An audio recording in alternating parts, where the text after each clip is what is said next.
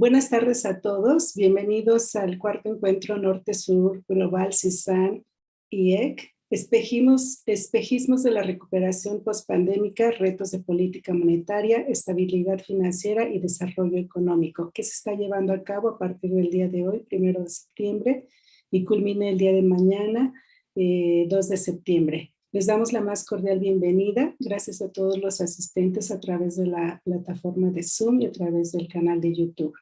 Esta vez estamos arrancando el inicio de la tercera mesa titulada Pandemia, Deuda y Dependencia Tecnológica, Dificultades para retomar el rumbo en América Latina. Antes de ceder la palabra a nuestros ponentes, quiero agradecer y reconocer a las doctoras Claudia Maya, Mónica Migueles por el gran esfuerzo de coordinación para que todos podamos estar aquí atendiendo, aprendiendo y compartiendo nuestros avances en las investigaciones. Y realmente muy importante en el contexto de la pandemia y el rumbo que puedan tomar en adelante la economía de México ante esta histórica situación para todo el mundo. Entonces es trascendental el trabajo que en este evento se estarán compartiendo. Bien, voy a presentar a nuestro primer ponente. Nuestro primer ponente es el doctor Mateo Crosa del Instituto Mora. El doctor Mateo se doctoró en estudios latinoamericanos por la Universidad Nacional Autónoma de México y en estudios del desarrollo por la Universidad Autónoma de Zacatecas. Sus líneas de investigación giran en torno a la economía política, desarrollo y dependencia en América Latina, poniendo especial énfasis en la reestructuración productiva internacional y el mundo del trabajo. Autor del libro Honduras, maquilando su desarrollo en la mundialización y diversas publicaciones sobre la industria maquiladora en México y Centroamérica. Es director del video documental Made in Honduras. El título de la ponencia del doctor Mateo es América Latina en el futuro inmediato, dificultades para cambiar el rumbo. Entonces, cedo la palabra al doctor Mateo y les recuerdo, por favor, que por favor vayan anotando sus preguntas. Estaremos recibiendo sus preguntas y comentarios a través de los comentarios en la plataforma de aquí, y también para las personas que nos están viendo a través del canal, pueden dejar por favor allí sus comentarios que estaremos dando lectura y abordando al final de todas las presentaciones. Muchas gracias y cedo la palabra al doctor Mateo. Muchas gracias, Aurora. Voy a compartir mi pantalla rápidamente, aclarando que el título de la ponencia, el título de la mesa es el que compartiste, Aurora, y el título de la ponencia es esta.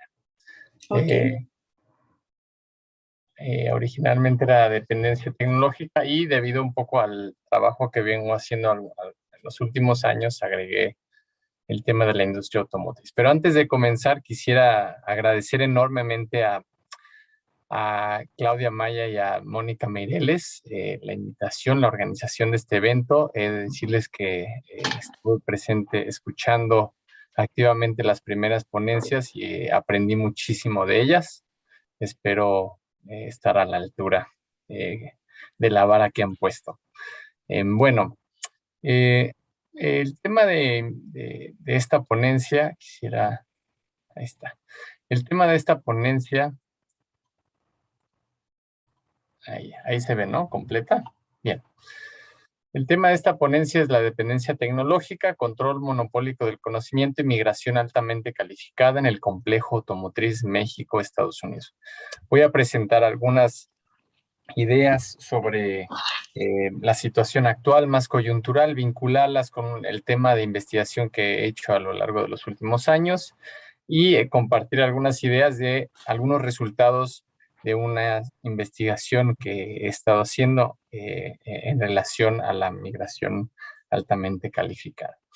Pero antes de entrar en materia, quiero contextualizar la situación. Bueno, ya se ha dicho en las otras presentaciones la magnitud de la crisis. Aquí solo retomo algunas cifras de caída del PIB en México. Bueno, la brutal caída del PIB del año pasado, el aumento de la pobreza, el aumento exponencial de la pobreza, la precarización salarial. Bueno, son todas cifras que muchos ya conocemos, solamente es una fotografía muy rápida, pero para coincidir con mis otros colegas en tanto presentar la magnitud del colapso, ¿no?, de la economía mundial y obviamente de la economía mexicana. En este contexto, a pesar de ello, a pesar de este colapso, empezamos a escuchar este tipo de cosas. Recientemente, hace 2 meses, la Secretaria de Economía nos planteó esto. Sin habernoslo propuesto, el TEMEC nos preparó para enfrentar las consecuencias económicas de la pandemia y nos dotó de herramientas para impulsar una recuperación económica sólida. Es decir, más allá de estas palabras, se empiezan a escucharse muchas voces coincidentes en afirmar que el TEMEC se compone como una palanca de desarrollo económico para el país. Seguido de a estas palabras le acompañan cosas como estas. México se consolida como el principal socio comercial de Estados Unidos entre enero y mayo de este año. Estamos hablando de este año. Repetidas veces uno abre los medios de comunicación y escucha: México es ahora el mayor socio comercial de Estados Unidos entre enero y mayo. Esto se coloca en un contexto de optimismo, de México se está dinamizando por su vinculación con Estados Unidos, digamos, lo cual se corrobora con las palabras de Tatiana Cloutier antes citadas. A esto le acompañan esto, que es el tema de la industria automotriz. A pesar del cataclismo, a pesar de la contracción de la economía nacional, México registra récords en exportación de autopartes. La industria automotriz aparece como esa palanca que va a jalar a la economía nacional del hoyo en el que está metido, digamos. Lo digo burdamente, pero así es un poco como se plantea. Y por último, antes de presentar ya mis ideas, en este contexto de la industria automotriz colocándose en el centro de la recuperación, entre comillas, se empieza a mencionar que México debe aprovechar las transformaciones de la tecnológicas de la industria automotriz. Es decir, la entrada de la industria automotriz digamos, a las transformaciones científicas y tecnológicas que comúnmente se denominan 4.0, aunque muchas veces no se tiene mucha idea de qué se está hablando cuando se habla de 4.0. Bueno, desde medios políticos, desde medios empresariales, inclusive, y he de decirlo con claridad, desde medios académicos se habla de esta transformación tecnológica como una oportunidad para México. Ok, aquí planteo el problema. Mi argumento va a contracorriente de estos planteamientos. El argumento que quiero, el hilo conductor de esta presentación, será este. Frente al aceleramiento del desarrollo tecnológico en la industria automotriz, se ha producido una regionalización desigual norteamericana del aparato productivo automotriz, en el que Estados Unidos se coloca como la economía que retiene y controla los eslabones de innovación, de creación científica, tecnológica, mientras México se coloca como un país maquilador, principal abastecedor de partes y automóviles, a la vez que un expulsor de fuerza de trabajo altamente calificada. Entonces, digamos, yo en otras presentaciones he mostrado mi posición crítica frente a estas perspectivas. Sin embargo, en esta ocasión quiero enfocarme a este tema que es dependencia tecnológica de México, y el resultado ha sido claramente una expulsión de fuerza de trabajo altamente calificada, de la cual sí ya se ha hablado mucho, pero yo quiero concentrarme en el caso de la industria automotriz y la entrada de fuerza de trabajo migrante altamente calificada mexicana a la esfera de la innovación de la industria automotriz en Estados Unidos. Bien, rápidamente el orden de ideas va a ser este. Uno, hablar de un poco de la situación del control monopólico del conocimiento en la industria automotriz. Otro es la situación de la migración altamente calificada mexicana en Estados Unidos, mexicana, y el lugar de México en el encadenamiento de esta industria y la regionalización productiva. Bueno, Sin duda, la industria automotriz es una actividad muy importante para comprender las dinámicas de reproducción de la economía mundial. Es una rama productiva que jala muchísimos sectores primarios, secundarios, etcétera, etcétera. Pero además es una industria que está en la punta del proceso de desarrollo de la innovación, de la ciencia, de la tecnología, las transformaciones tecnológicas. Al punto que en esta gráfica podemos ver que muchas de las 20 empresas que invierten mayor cantidad tienen mayor gasto en inversión y desarrollo en el mundo, muchas de ellas, creo que aquí hay 8, si no me equivoco, son de la industria automotriz. Es decir, es una industria muy importante si uno quiere pensar en las transformaciones tecnológicas, de innovación, de desarrollo que hay en la economía mundial. Eh, eh, digamos, a nivel regional, lo que podemos ver, digamos, la industria automotriz se reproduce a nivel regional. De esto no voy a hablar mucho porque es meterme mucho en la esfera de la producción, pero en la esfera de la innovación también se reproduce a nivel regional. Y Estados Unidos es quizás el país que concentra el mayor número, bueno, como aquí le digo, el epicentro de la innovación automotriz. Específicamente me refiero al caso de Michigan, del estado de Michigan. En Norteamérica, de acuerdo a datos de una base de datos que se llama de Edelman Analytics, en Norteamérica, en los 3 países norteamericanos, hay 1,200 centros de investigación y desarrollo. Estados Unidos concentra eh, 80% más o menos, y solamente el estado de Michigan concentra la mitad de todos los centros de investigación y desarrollo que hay en Norteamérica. Aquí me tapa esta barra de abajo, pero bueno, ahí está California, Ohio, no sé muy bien qué dice hasta abajo. Bueno, a ver, voy a mover aquí. Ok, territorialmente se expresa así. Frente a autores, frente al discurso muy optimista que habla de que la industria automotriz, en un contexto de pandemia, de crisis, pero incluso en los últimos años previos a la pandemia, la industria automotriz tiene la capacidad de generar desarrollo tecnológico en México. Hablan con muchos conceptos como spillovers, catching up, muchos conceptos para referirse a México como un potencial, una economía industrial que tiene mucha potencia para articularse y desarrollarse tecnológicamente a través de la industria automotriz.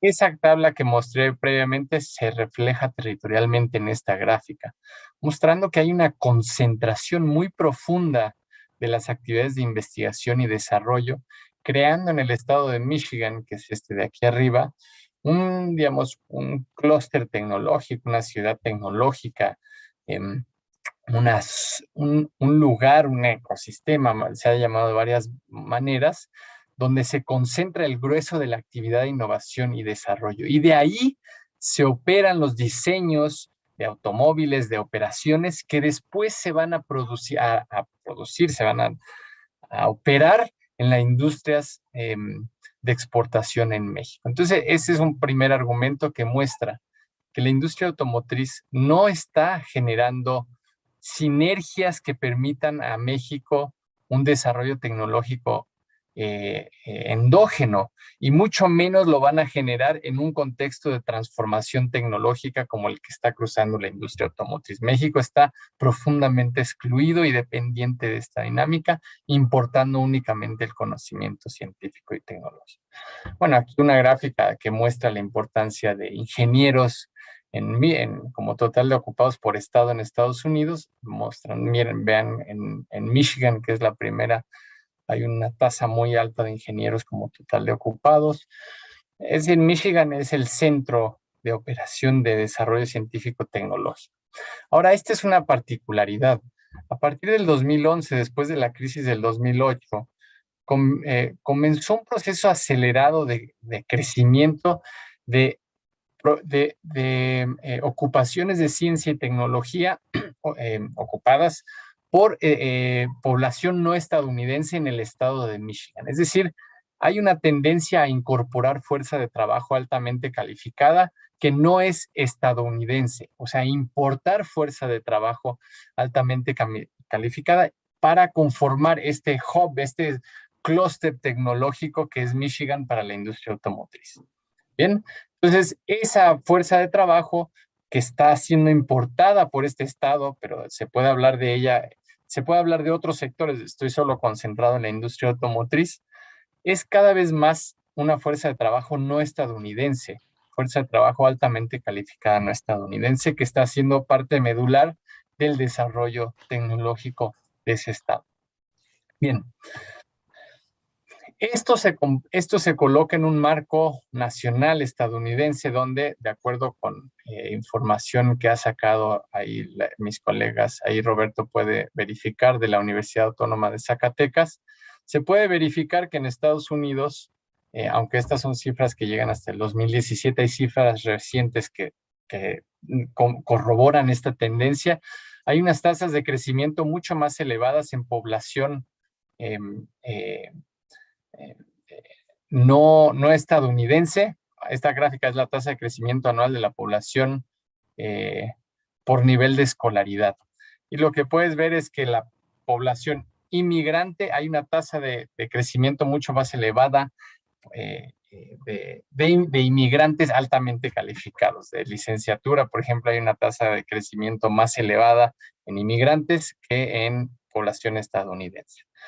En este caso, lo que se puede ver es la tasa de crecimiento anual de la población inmigrante calificada en Estados Unidos y se puede ver que en posgrados hay unas tasas bastante elevadas, ha habido unas tasas bastante elevadas de crecimiento. Es decir, hay una incorporación masiva de fuerza de trabajo altamente calificada a Estados Unidos, que es una economía que está concentrando neurálgica en el desarrollo tecnológico, científico y tecnológico. En el caso ya concreto de dónde vienen esos migrantes, son fundamentalmente de esos 5 países. Uno es de India, que es el que registra mayores tasas de crecimiento anual.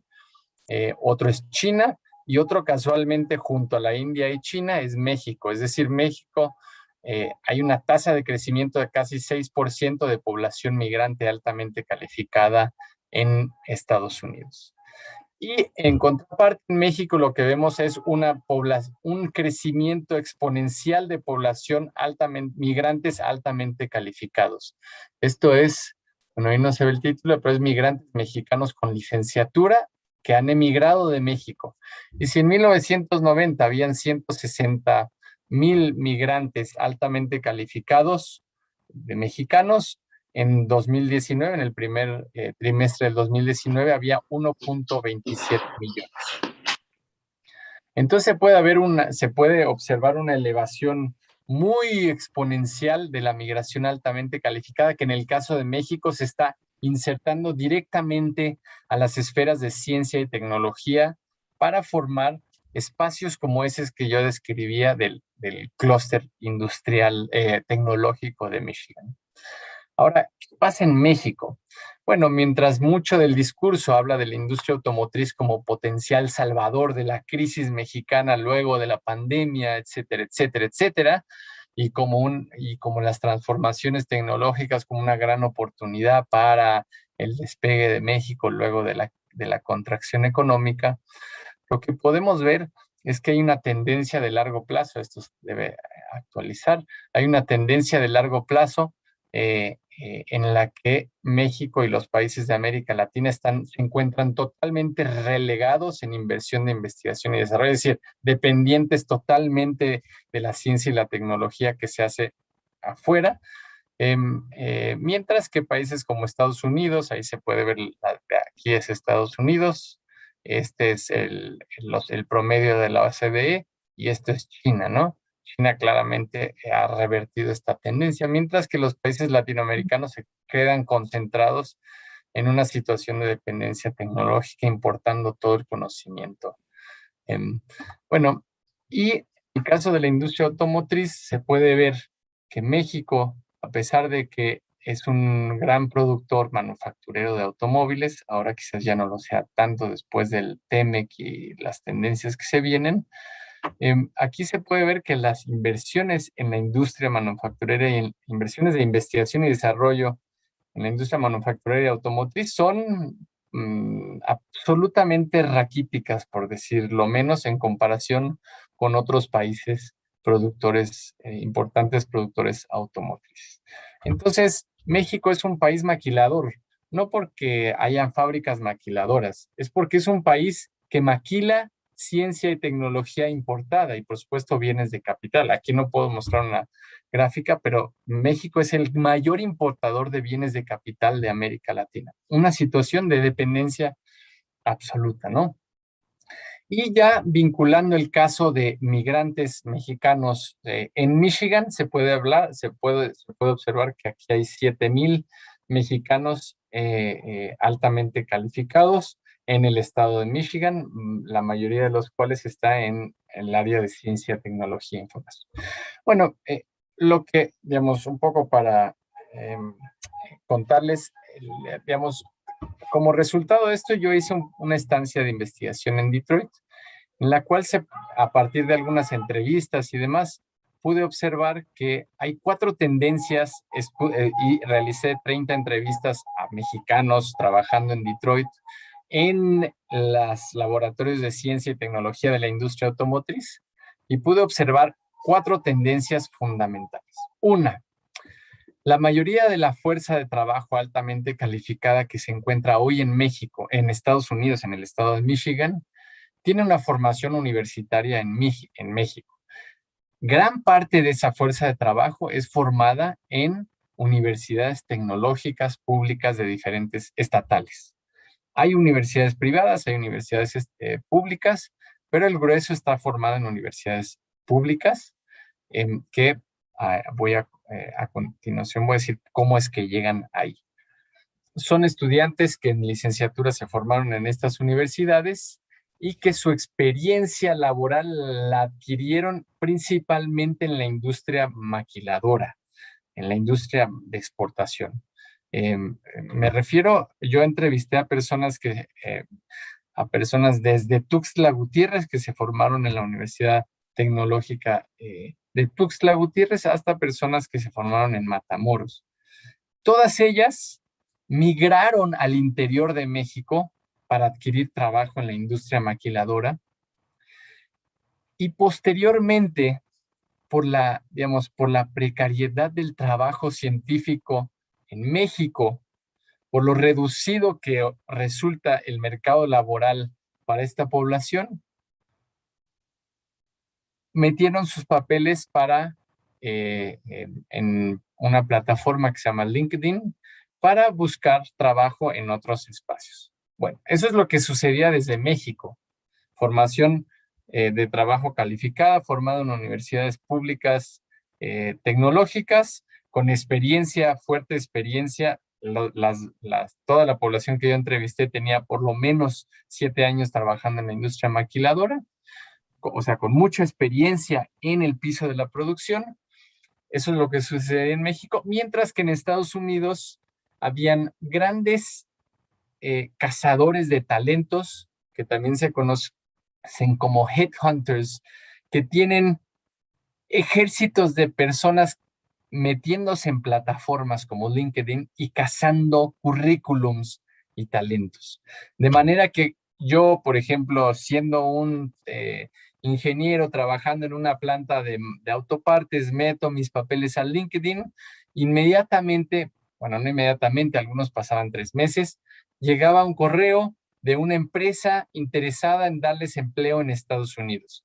Todos ellos aceptaron y el procedimiento es que eran entrevistados por estas empresas, headhunters, que al final resultaron ser empresas de subcontratación o de outsourcing, lo que en México conocemos como outsourcing, ¿no?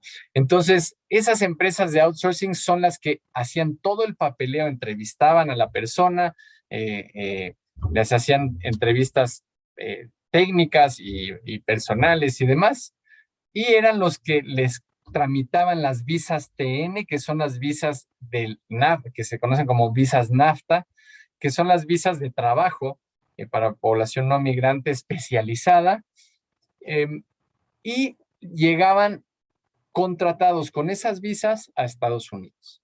Pero en Estados Unidos no trabajaban con las empresas, las firmas automotrices. Llegaban como trabajadores subcontratados a esas firmas. Por ejemplo, había muchos casos que trabajaban en los laboratorios de Ford, que Ford tiene una tendencia a subcontratar a todo su personal altamente calificado, muchos de ellos migrantes.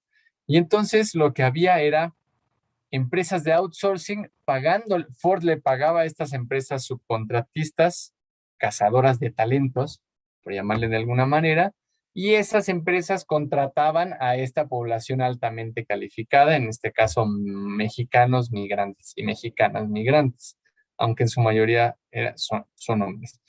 Cinco minutitos, Sí, por favor. ¿cuánto me queda? 5 minutitos. Ok. Gracias. Bueno, la población digamos, en esas condiciones, al no ser contratadas directamente por la firma automotriz, tenían contratos temporales, bueno, sus contratos de por sí, las condiciones de trabajo eran mucho más precarias que las que tenían contratos fijos con la firma, que eran comúnmente ingenieros, científicos estadounidenses. Y eran muy claras las diferencias salariales que recibían los ingenieros mexicanos con respecto a los ingenieros estadounidenses. De acuerdo con lo que me contaban en las entrevistas, era un patrón muy parecido con ingenieros de la India y muchos de China y también con canadienses. Entonces hay un despliegue muy, ¿cómo decirlo? Un mercado de trabajo fragmentado y diferenciado en términos de nacionalidad, por condiciones de trabajo y salariales. Bueno, eso es lo concreto de un poco de los resultados de este trabajo que ya se publicará con ellos estos resultados. Ahora, ¿por qué menciono esto? Porque sí, efectivamente están habiendo transformaciones tecnológicas muy profundas en la industria automotriz. Para empezar, la electrificación de los automóviles, que no solo va a causar una transformación en los bienes primarios que requiera la industria automotriz, va a cambiar absolutamente el proceso de trabajo, el proceso de producción de la industria automotriz. Y entonces, en México, lo que ha habido hasta ahora, y se sigue profundizando porque en condiciones de pandemia se ha registrado un aumento de visas de trabajo TN, lo que ha pasado es que México se ha convertido no solo en un maquilador exportador, sino también en un exportador de fuerza de trabajo altamente calificada, lo cual nos deja con un hueco muy profundo de fuerza de trabajo calificada para poder generar procesos de desarrollo que necesitan necesariamente de científicos, técnicos, ingenieros, que ahora muchos han migrado, o si no, se encuentran laborando en condiciones de mucha precariedad. Entonces, para concluir, me pregunto, en medio de este contexto, las autoridades, especialmente las autoridades del CONACYT, hablan de programas de repatriación. Yo digo, esto no es un problema de repatriar a uno o a otro ingeniero. Para empezar, muchos no, bajo las condiciones del mercado laboral en las que se encuentra México, no vendrían. El problema no es eso es nada más tocar tocar el problema desde la superficie. El problema es realmente promover una política industrial que plantee cimientos radicalmente diferentes en términos de lo que va a ser la industria nacional. Mientras eso no se haga, no vamos a poder erradicar esta situación de dependencia tecnológica. Para ello se requiere creación, protección al desarrollo industrial nacional, pero fundamentalmente aumentos de salarios significativos. A pesar de los aumentos que ha habido, México se sigue colocando en los últimos los países con los salarios más bajos de América Latina, solamente por encima de Nicaragua y Honduras. Aumento de salario, por ende aumento de la demanda agregada y un fortalecimiento del mercado interno. Todo esto tiene que ver con que no haya dependencia tecnológica. Aparentemente no, pero sí, porque el hecho de que se expulse a la fuerza de trabajo altamente calificada mexicana tiene que ver con un modelo de desarrollo volcado al exterior, volcado a la necesidad del consumo en el exterior y en detrimento absoluto del mercado nacional. Y eso es el resultado, y mientras no se promueva una política industrial que lleve como eje el aumento salarial y el aumento del consumo, el aumento de la demanda, entonces los patrones que se vienen ocurriendo hasta ahora se van a agudizar y se van a profundizar por la crisis, pero, digamos, redoblados, reeditados con los cambios tecnológicos que se vienen. Y la industria automotriz sigue siendo la industria medular de la economía mexicana, medular no por su efecto de multiplicador, sino por el peso que tienen las exportaciones en la macroeconomía, en el empleo industrial, pero mientras no se cambien los cimientos del modelo de desarrollo, vamos a ver una profundización de esta situación que es bastante lamentable y que no nos ofrece ninguna perspectiva ni de mediano ni de largo plazo al país, a la economía nacional. Entonces, bueno, con eso concluiría mi presentación, Aurora. Muchas gracias. Muchas gracias, doctor Mateo. Muchas gracias por compartir esta interesante ponencia y que sin duda pone el dedo en la llaga justamente ya aterrizando tantas políticas y tantas estrategias y tanto debate sobre el rumbo que deberá tomar la economía y las estrategias para sacar adelante la economía en México. Una de las actividades que fueron consideradas sustanciales desde la primera etapa de la pandemia y consideradas dentro de la primera etapa de estrategias para hacer frente a la pandemia en el 2020 y que justamente presenta muchísimos cambios y muchos perfiles de estudio, ¿no? Desde el arribo de la industria 4.0, cómo va las posibles modificaciones del arribo en México, no solamente ante un panorama o un contexto de cambios mundiales ocasionados por la pandemia, pero también por la importante presencia de China en los últimos años en la industria automotriz en México y que también viene muy pujante, muy metida en esta dinámica de la tecnología y cómo hace su arribo. Quizá más adelante en la ronda de preguntas y respuestas vayas preparando algunas consideraciones a ese respecto, ¿no? ¿Qué viene con China? ¿Qué viene? ¿Cómo van a suceder estas transformaciones? Si es que ocurre, ¿no? Del arribo de la industria 4.0 en México, si es que llega y cómo llega y qué repercusiones tendría esto para una de las industrias que es considerada como emblemática para empujar el crecimiento y desarrollo en México. Muchas gracias, doctor Mateo. Y doy paso ahora justamente a nuestro siguiente ponente, el doctor Aderac Quintana, de la Universidad Autónoma de San Luis Potosí. El doctor Quintana es licenciado y doctor en Economía, con estudios de maestría en estudios latinoamericanos por la UNAM. Realizó estudios de postdoctorado en la Unidad Académica en Estudios del Desarrollo de la Universidad Autónoma de Zacatecas. Actualmente es profesor investigador de tiempo completo en la Universidad Autónoma de San Luis Potosí, en la zona media. Es candidato al Sistema Nacional de Investigadores del CONACYT y el título de su ponencia, espero que esté correcta, deuda pospandemia, pospandemia y recuperación económica desigual en América Latina.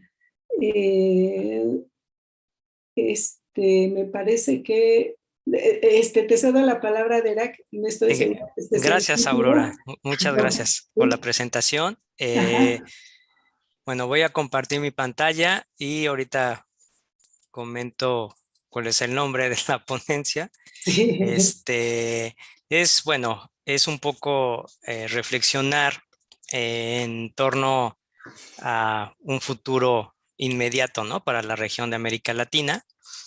Y un poco también pues reflexionar en el sentido de pues estos problemas comunes, ¿no? Que enfrentan las sociedades en nuestra región y que pues bueno, a veces constituye una dificultad, ¿no? O un obstáculo precisamente para ello.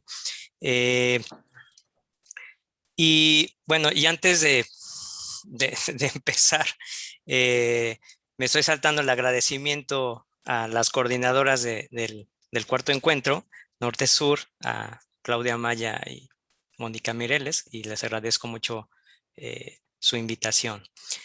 Entonces, bueno, pues bueno, en la primera parte coincido creo que totalmente con Mateo, ya muchos aspectos de la crisis global, estas cuestiones de las alternativas, qué caminos se han ido tomando los países, pues ya de cierta manera fue abordado. Mencionaré nada más 2 o 3 datos muy generales que me parecen importantes, evidentemente. Pero antes de comenzar, creo que, bueno, resalto una noticia de Joseph Stiglitz del día de hoy que dice que ningún país del mundo está en un periodo de pospandemia, ¿no? Porque al final de cuentas, pues, y por lo tanto tampoco en una recuperación mundial mientras no se termine la misma, ¿no? Mientras no tengamos acceso todos a la vacuna, o sí, a lo mejor sí tenemos acceso, pero no nos queremos vacunar y es algo muy complejo, ¿no? Entonces, evidentemente creo que eso lo retomo, ¿no? Entonces, ese es creo que una de las dificultades, ¿no? Para cambiar de rumbo, evidentemente, en este tenor, ¿no? Bueno, pues sabemos que el año pasado y la misma crisis, pues bueno, es estructural, incluso, bueno, ya ven, bueno, había ciertos signos y la pandemia un poco aceleró, ¿no? La caída, ¿no? Entonces, sin embargo, pues bueno, la actividad económica a nivel mundial cayó menos 5%, ¿no? El año pasado. Y pues de cierta manera, eso es reflejo de que el 90% de los países experimentaron una recesión de manera simultánea, ¿no? O sea, aquí, pues evidentemente, pues había echarle la culpa, bueno, unos le echaron la culpa obviamente a la COVID, al virus, y otros le echamos la culpa al capitalismo, ¿no? Entonces, sí habría que echarle la culpa a alguien, ¿no? Pero evidentemente, bueno, el mismo sistema, pues bueno, cayó, ¿no? En grandes proporciones, ¿no? Aquí, bueno, observamos, bueno, decimos que el 90% porque, bueno, a pesar de eso, pues China sí redujo su tasa de crecimiento, pero no fue negativa, ¿no? Su crecimiento en el 2020, ¿no? Incluso, pues ya muestra signos de recuperación interesantes. Pero bueno, aquí observamos, ¿no? Que América Latina, pues, registra una caída de menos 6.3%, ¿no? Y bueno, México ya lo señalaron, Brasil y bueno, Argentina casi el 10%, ¿no? Entonces, vemos pues una caída considerable en la región, ¿no? Muy importante, y eso pues bueno, trae una serie de consecuencias, ¿no? Evidentemente, muchos países en América Latina, pues, son monoexportadores o está muy arraigado el sistema de producción extractivista. Entonces, pues bueno, evidentemente ahí en la mesa anterior la doctora Marcia resaltaba esta cuestión de la cadena de suministros a nivel global, ¿no? No solamente en la industria automotriz o electrónica, ¿no? Con los chips, sino en general, ¿no? Entonces, pues vimos el desplome de muchas materias, de los precios de las materias primas, ¿no? A nivel global, y evidentemente, pues bueno, eso terminó por golpear a América Latina, ¿no?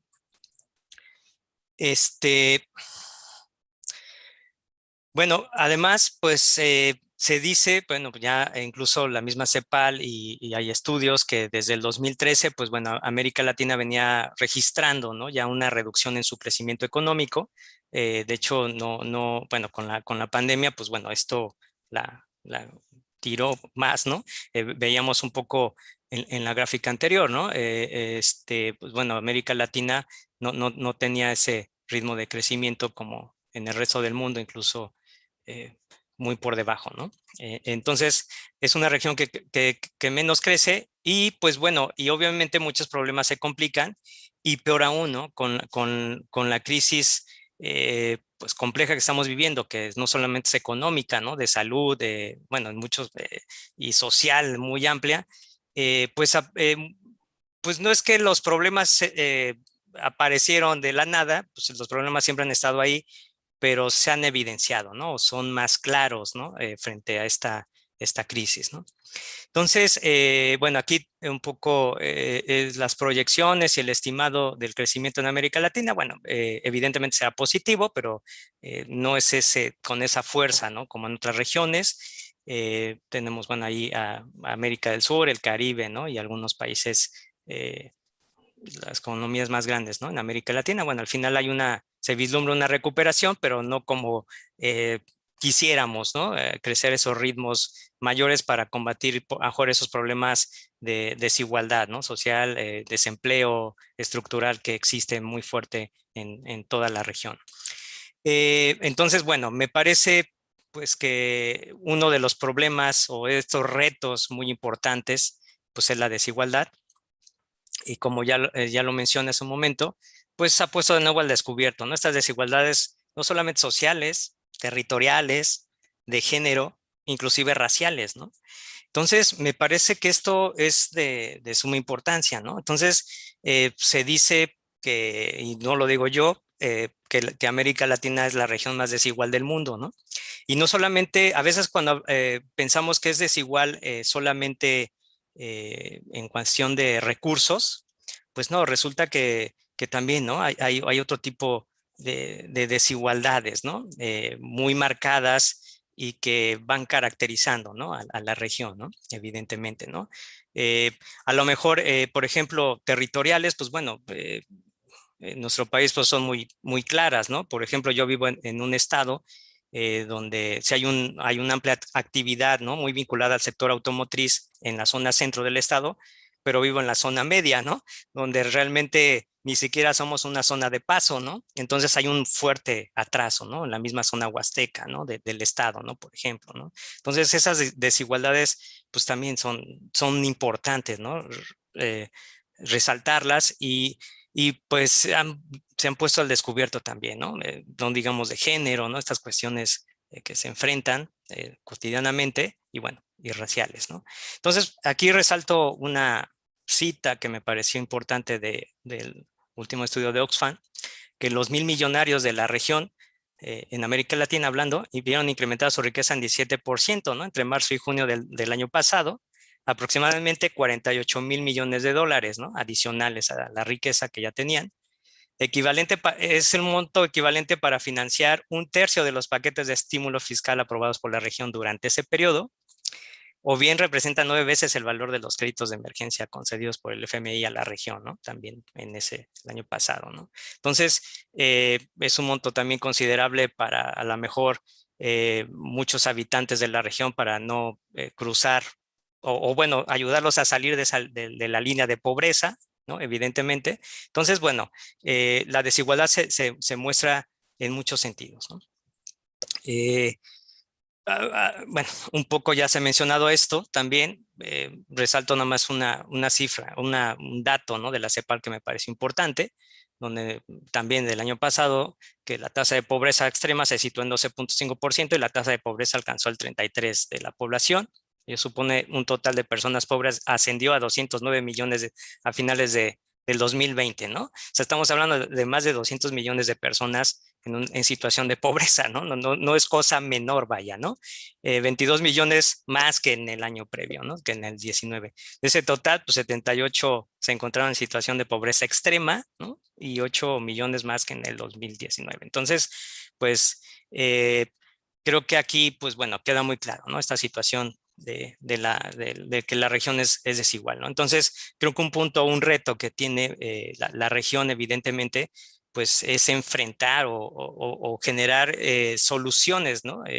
Frente a esta precisamente desigualdad, que no es sencillo, ¿no? Evidentemente, es algo muy complejo, es estructural y bueno, entonces ahí está ese problema, ¿no? Otro, pues bueno, evidentemente, pues es esta precarización laboral, ¿no? Que ya creo que Mateo nos expuso claramente, bueno, en el caso de México, pero creo que da un panorama muy interesante y que tiene que ver, ¿no? Con esta precarización laboral, la migración. Entonces, aquí vemos, ¿no? Cómo ya desde el 2013, ¿no? Se empieza a debilitar, por ejemplo, en América Latina, ¿no? Que son, bueno, resalté los porcentajes de América Latina y del desempleo de la región, bueno, y haciendo aquí Argentina, Brasil y México, comparando la región, y observamos, ¿no? que ya venía aumentando precisamente una presión en el desempleo, y que bueno, el año pasado, pues, bueno, esto se dispara, no solamente en América Latina y pues, bueno, en los demás países, ¿no? Entonces, bueno, pero esta situación, sí insisto, pues ha afectado con mayor intensidad a mujeres, trabajadores y trabajadoras informales, ¿no? Algo que también hay que resaltar, a jóvenes, ¿no? Porque inmigrantes, ¿no? Y digo, resaltar los jóvenes porque me parece que es importante en el sentido, bueno, pues al final de cuentas es la fuerza de trabajo del futuro inmediato y que evidentemente pues sustenta, ¿no? A lo mejor un sistema de pensión, a lo mejor, no sé, el desarrollo futuro, ¿no? Entonces, evidentemente, pues hay una pérdida, ¿no? Ahí en el desempleo juvenil, ¿no? Evidentemente. Entonces, bueno, de acuerdo, aquí otra cita, ¿no? Del 2000, más de 122 millones de trabajadores en conjunto de 15 países latinoamericanos se insertaban en sectores de baja productividad, ¿no? La cuestión de la precarización, caracterizados por bajos ingresos laborales, escasa protección social y gran inestabilidad laboral. Entonces, evidentemente, ¿no? Cuando hablamos pues, de desigualdad, pues va muy asociado al mercado de trabajo, ¿no? No podemos combatir la desigualdad si no hay trabajo de calidad, ingresos bien, salarios bien remunerados, ¿no?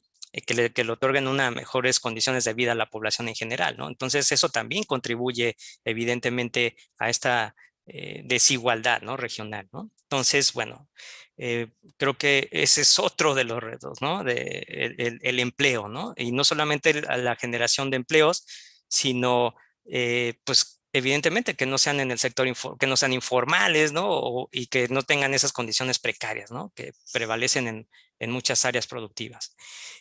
Pero además, creo que hay otro reto, porque que tiene que ver con el medio ambiente, ¿no? El calentamiento global y la ubicación geográfica de la región, ¿no? Y para sumarle otro reto, pues tenemos una región expuesta y vulnerable a desastres naturales y al mismo cambio climático, ¿no? Y entonces resulta pues, que constantemente están golpeando desastres naturales, ¿no?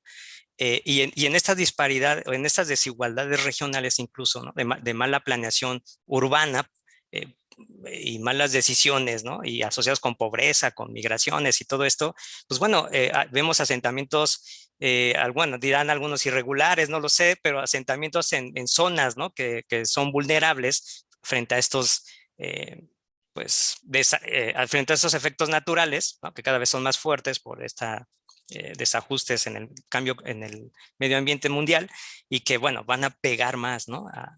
Van a afectar más a la población, ¿no? Entonces, pues bueno, se registran, bueno, este es del 2000 al 2019, inundaciones, ¿no? Huracanes, bueno, a lo mejor los terremotos, bueno, no están asociados con el cambio climático, pero sequías, ¿no? Aludes de tierra, ¿no? Temperaturas extremas, eventos, bueno, eventos volcánicos, junto con los terremotos, no están vinculados, pero bueno, también es una, hay lugares, ¿no? Urbanos, ¿no? Que están ubicados en zonas sísmicas, ¿no? De gran riesgo o volcánicas, ¿no? E incendios forestales, ¿no? Entonces, pues bueno, esto pues genera muchos costos, ¿no? Humanos, financieros, evidentemente, ¿no? Por aquí traigo, a ver, espérenme, déjenme ver si ahorita lo localizo, un dato precisamente sobre precisamente los costos, pero creo que no bueno. Por ejemplo, los huracanes desde el 2000, que traen consigo elevadas pérdidas económicas en el Caribe, ¿no?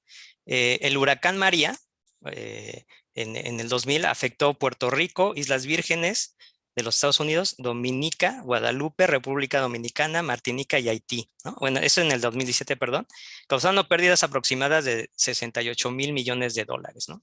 Entonces, por ejemplo, ¿no? Entonces, bueno, a lo mejor los huracanes, la zona más afectada, bueno, evidentemente es el Caribe.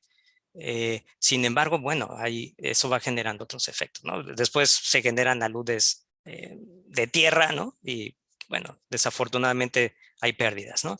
Aquí un dato que me pareció interesante del CRED y del Centro de Investigación de Epidemias, bueno, tiene el nombre bueno, las siglas en inglés, y la CEPAL, ¿no? Señalan que entre 1970 y el 2019 en la región se registraron 2.309 desastres naturales, causando más de 500.000 de muertes, ¿no? Pero afectando a 297 millones de personas, ¿no? Con un costo de 437 millones de dólares, ¿no?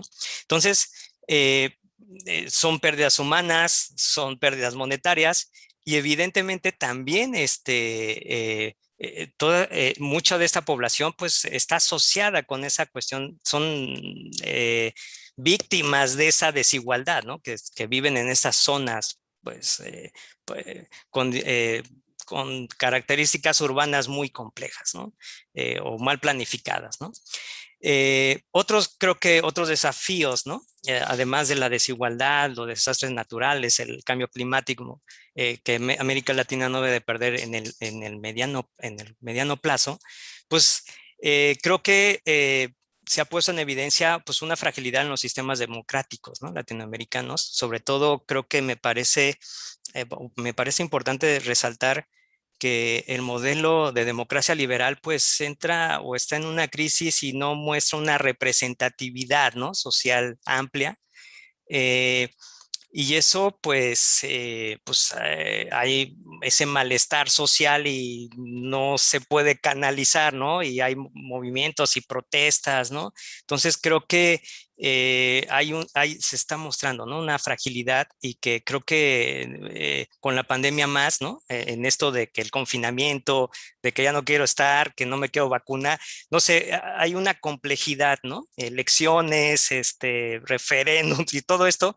Evidentemente, ¿no? Hay una fragilidad democrática, ¿no? Algo que está asociado pues, a la desigualdad, pues la crisis educativa, ¿no?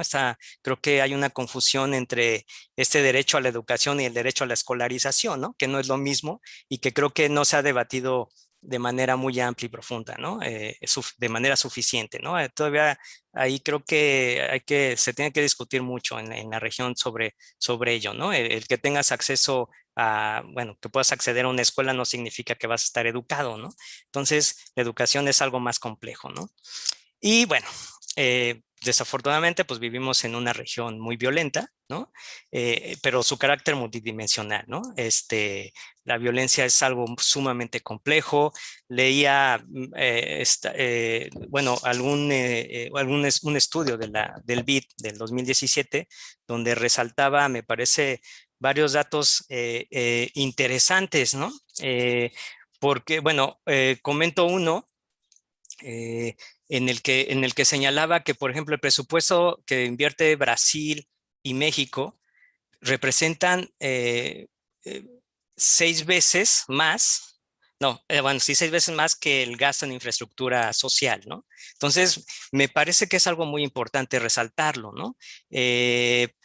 La violencia y el crimen le cuesta a América Latina el 3.5% del Producto Interno Bruto, ¿no? Entonces, me parece que eso llama la atención y que se tiene que discutir mucho, ¿no? Incluso 1 de cada 3 homicidios a nivel global, pues sucede en la región, ¿no? Entonces, bueno, eso también está marcando y nos está poniendo algún punto, ¿no? En ese futuro inmediato. Entonces, si la región evidentemente queremos que sea un lugar pues más humanamente vivible, pues tenemos que enfrentar estos retos, ¿no? De cierta manera, ¿no? Entonces, pues bueno, creo que un poco seré repetitivo con Mateo, pues hay que cambiar el modelo de desarrollo. Coincido totalmente con él. No es fácil determinar cuál, ¿no? Creo que no estaríamos en este momento aquí si ya supiéramos, ¿no? Evidentemente.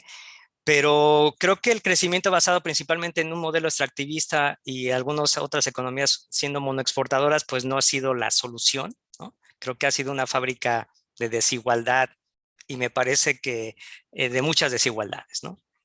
Y de violencia, ¿no? A grandes rasgos, ¿no? Entonces creo que estos modelos pues tendrán que desecharse, ¿no? En un futuro inmediato para que la región, ¿no? Camine de otra manera, ¿no? A veces encontrar una relación entre pobreza, educación, empleo, violencia y democracia pareciera ser que es sencilla, pero es compleja, ¿no? Pero al final la hay, ¿no? Entonces, creo que al final atraviesa todo, ¿no? No podemos tener mayor democracia si sigue habiendo desigualdad y pobreza, ¿no? Evidentemente, ¿no? O esta cuestión, ese rezago educativo, ¿sí? Si no, con pobreza, ¿no? Pues evidentemente no hay ese salto o el empleo, ¿no? Mismo, ¿no? Entonces, creo que me parece que es algo relevante, ¿no? Encontrar esas relaciones y no perder de vista y no aislar, ¿no? Los problemas por sí solos. Y bueno, y creo que, pues bueno, muchos de los problemas de la región son estructurales, ¿no? Son de largo plazo, están ahí y dependen, pues creo que del mismo funcionamiento del sistema capitalista, ¿no? Al final de cuentas, pues bueno, eso a veces cuesta trabajo aceptarlo, ¿no? Entonces, dijo alguien, bueno, pues entonces pues hay que cambiar de modelo. Bueno, no es así tampoco tan lineal ni tan sencillo, evidentemente. Sin embargo, pues bueno, ahí estamos insertos en ese sistema global, ¿no? Capitalista, que es de esta manera que tenemos que romper, ¿no? O sea, y cambiar, ¿no? Entonces, y creo que algo que se debe resaltar, pues, y que me parece importante, ¿no? Interesante, que realmente desconocí hasta hace un momento, sí, bueno, hace poco, es ampliar el debate, análisis sobre una política redistributiva basada en la renta básica, ¿no? Creo que eso ayudaría mucho bueno, mi humilde punto de vista, hay que debatir más en en un sentido amplio, ¿no? Evidentemente, pues en esta cuestión, para empezar, en la desigualdad, ¿no? Creo que en la pobreza, pues la eliminaríamos de entrada si se fija una renta básica por encima de esa línea de pobreza, ¿no? Que le permita a cada persona habitante en América Latina acceder a una canasta mínima de bienes y que viva dignamente, ¿no? Sin embargo, pues bueno, evidentemente esto, al aplicar esto, pues bueno, se tiene que reformar aspectos fiscales, ¿no? La visión monetaria en la región, que ya se ha discutido previamente o con otros compañeros que me antecedieron.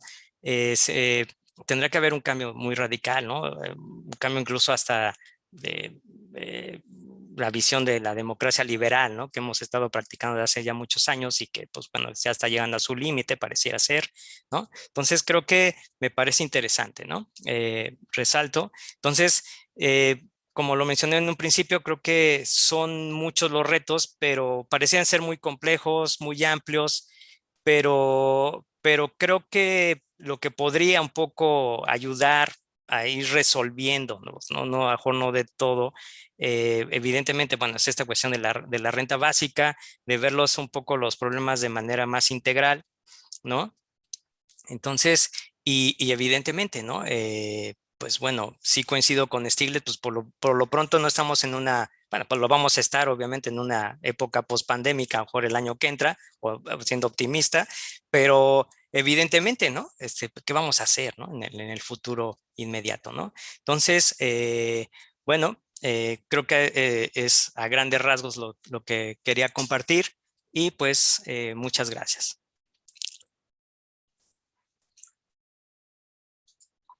Muchas gracias, doctora Derac Quintana, por esta interesante ponencia también y pues que nos hace reflexionar todavía, incluso nos coloca un poco más en el título de este evento, ¿no? Los espejismos de esta recuperación y que justamente con esta ponencia que nos ha dado nos sitúa un poquito más en los terrenos de justo de esos espejismos, ¿no? Hablando de la recuperación económica marcada por una gran heterogeneidad. Ya nos hablaba el doctor Mateo de esa heterogeneidad en mi caso de sectores, pero ahora también entre países, ¿no? Entre países en la región, una fuerte heterogeneidad y que usted nos está marcando los aspectos que marcan, principales aspectos que marcan esta heterogeneidad, y pues que justamente han llevado a las economías del mundo a implementar distintas estrategias hacia esta recuperación. Ya se han hablado en otros foros de cómo las economías avanzadas han tenido el margen para establecer grandes paquetes fiscales.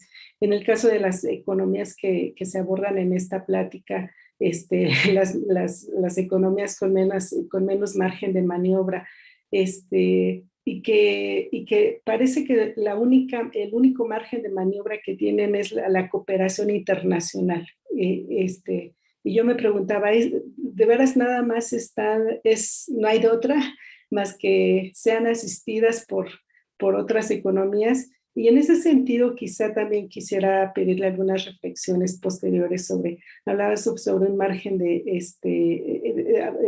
una política redistributiva basada en la renta básica. ¿Hay margen de maniobra actualmente, sentados ahorita, hay algún tipo de margen de maniobra? ¿Cuáles serían, dónde estaría sustentada, si es que la hay en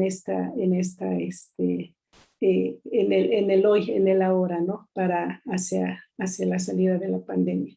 Y si no las hay, ¿por dónde empezar, no? Hacia sentar bases hacia algo que nos coloque o nos vaya apuntando fuera de estos espejismos, ¿no? Nada más. Y por supuesto, seguimos pidiendo que vayan dirigiendo sus preguntas y comentarios a través del chat de esta plataforma, y también para nuestros oyentes en el canal de YouTube. Por favor, dejen sus comentarios y preguntas para que también puedan ser entregados a los ponentes. Y bien, sin más, voy a pasar a nuestro tercer ponente. Un segundito. Voy a presentar a nuestro tercer ponente de este panel, a la doctora Mónica Mireles, del Instituto de Investigaciones Económicas de la UNAM. La doctora Mireles es licenciada en Economía por la Facultad de Economía, no sé portugués, Mónica, perdóname, lo voy a decir en español como lo entiendo, Administración y Contabilidad de la Universidad de Sao Paulo. Llevó a cabo sus estudios de maestría en Integración de América Latina en el programa de posgraduación e Integración de América Latina de la misma universidad, y los de doctorado en estudios latinoamericanos en el programa de posgrado en estudios latinoamericanos de PELA, de la Universidad Nacional Autónoma de México, UNAM, donde su tesis sobre las implicaciones de la dolarización formal para el desarrollo ecuatoriano fue merecedora de la mención honorífica. Le damos la bienvenida y la palabra a doctora Mireles. Adelante. Muchísimas gracias, Aurora. Me voy a tomar un segundito para ya empezar a compartir la pantalla de la presentación. Por favor, solo avíseme si la puede ver. Está lista, está lista. Está. Perfecto, muchas gracias. Mónica, perdóname, se ve un poquito cortada, no sé si es así normal. Yo la veo cortada. Sí, se ve como a la mitad. A la derecha, por la derecha. Déjame Listo, ver. ahí está. Híjole, ahora que ya, espera, lo maximizo de nuevo. No, espera. A ver si ahora se ve bien. Se ve mejor. Ahí está. Sí, perfecto. Muchas gracias. Mira, yo quisiera arrancar agradeciendo toda la complicidad intelectual y académica que nos une a los ponentes, moderadores, becarios, alumnos, nuestras maestras y nuestros estudiantes que hicieron posible la realización de ese evento. También quisiera agradecer de una manera muy especial a Claudia, quien juntamente conmigo cargamos el piano y lo cargamos bien, así como que tratamos de hacer de la manera más placentera las tareas más odiosas. Entonces, muchas gracias de verdad. Y a todos los ponentes, pues como ya había comentado, y también a José Carlos, quien hace posible que en ese mundo virtual nosotros sigamos reuniéndonos y presentando nuestros avances de investigación y compartiendo ideas, ¿no? Entonces, José Carlos, quien está con nosotros desde las 8:30 de la mañana en ese día exhaustivo, muchísimas gracias. Debo más que una caja de bombones ahí, nada más cuando pasemos por el instituto. Entonces, muchas gracias a todos. La ponencia que les traigo por um problemita en el programa y también como después se fue diseñando. Yo estoy trabajando con Daniel Aparicio, quien es un alumno de doctorado del posgrado de Economía, ahí con la sede en el instituto. Y nosotros tenemos preparado, cambió un poquito el título, ¿no? La pospandemia en América Latina, deuda, concentración del ingreso, recuperación económica desigual. Nosotros lo que estamos tratando de analizar aquí es un efecto colateral de la pandemia, que es justamente el masivo endeudamento, ¿no? Entonces, uno ve el endeudamento gubernamental, el endeudamento de las empresas no financieras, de las familias y hogares, y eso tanto en la economía centrales, pero también en América Latina y de una manera un poco diferenciada, ¿no? Y lo vamos a ver más adelantito, porque estamos hablando de países los cuales el sistema financiero no tiene una profundidad como en los países centrales, ¿no? Entonces, incluso endeudarse es más complejo aquí, ¿no? En un momento de crisis como ahora. Entonces, ¿cómo pensar la deuda y cómo la cuestión de la deuda está vinculada con una variable importante para pensarse las modalidades de recuperación económica que vamos a tener en cada país de la región, ¿no? Entonces, no solo tenemos que mirar las estrategias nacionales de vacunación y cómo están siendo implementadas con más o menos éxito en cada uno de los países, pero también cómo la política económica de cada país está respondiendo y cómo se está financiando las medidas de política fiscal que cada país viene adoptando, ¿no? Entonces, el fardo de la deuda sigue siendo un tema muy presente en América Latina, también ahora en el contexto de pandemia, y ojalá podamos solucionar isso para horizontes pós-pandêmicos um pouco mais menos nublados, não? Para tanto, para pensar essas questões, desde o ano passado venimos trabalhando desde a perspectiva pós-keynesiana, institucionalista, para quienes a deuda, o crédito, tienen un valor, de un lado tienen un valor fundamental para impulsar la acumulación de capital, de ser el puntapié inicial, la disponibilidad de liquidez y de crédito para las inversiones productivas. Entonces, es un componente fundamental en el dinamismo económico, del crecimiento económico. Y por otro lado, también, dentro, en el marco de esa misma perspectiva keynesiana institucionalista, la deuda y el creciente apalancamiento, dependiendo de dónde va dirigido, si es para especulación, si es para otras vías que no el financiamiento productivo, realmente puede desembocar en inestabilidad financiera, ¿no? Entonces, ese endeudamiento puede venir a desatar ahí lo que es un castillo de naipes de impagos, y eso profundizar aún más la recesión en la que nos encontramos, ¿no? Entonces, ese es un poco a título de introducción general. Nosotros estamos pensando la estrutura, tanto la presentación como del texto que estamos preparando, traz essa breve introducción, algunas consideraciones teóricas sobre inestabilidad financiera en la perspectiva de Veblen y de Minsky. Luego, algunos antecedentes latinoamericanos, como también fue mencionado en ponencias anteriores, que la crisis sanitaria del COVID no aterriza en América Latina en la nada, sino que encuentra una región que crece a tasas bastante bajas, ¿no? Y en la cual financiarización y estancamiento están acompañadas con una profundización de una ya preocupante concentración del ingreso, ¿no? Nuestra región, infelizmente, sigue siendo conocida como una de las más desiguales del mundo, ¿no? Y ese es un tercer momento donde ya vemos um pouco o que se pode mapear aí com as estatísticas com relação ao aumento do endeudamento nesse contexto da pandemia, não? E por que esse aumento do endeudamento é preocupante se todavia não temos sinais claros de uma recuperação econômica contundente, não? Se todavia estamos em um contexto de muitíssima incertidumbre, esse massivo endeudamento pode derrubar como um contrapeso negativo importante em lo que é a trajetória de recuperação econômica, não? Então, essa é um pouco a estrutura da ponência e do texto. Sobre Veblen e Minsky, já arrancando com Veblen, o que nos interessa ver em Veblen é como Veblen foi autor que estudou a economia estadunidense em grandes cambios, ¿no? Del siglo XIX para o siglo XX. Então, quando realmente os grandes oligopólios se consolidam, a inovação tecnológica e as invenções aplicadas ao processo produtivo também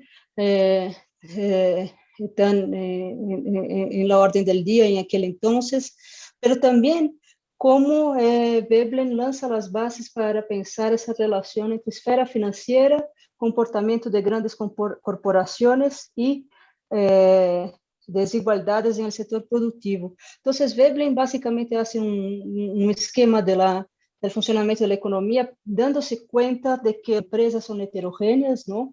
Então, temos basicamente 3 tipos de empresas, segundo esse modelo de Veblen, em la que aqui, por fines de sintetizar o argumento, empresas grandes e empresas mais chiquitas, e como os bancos também se dão conta dessa heterogeneidade estrutural na economia e favorecem o acesso ao crédito às empresas mais consolidadas e maiores, e como isso acaba profundizando aún mais a distância entre empresas grandes e empresas pequenas em termos de produtividade.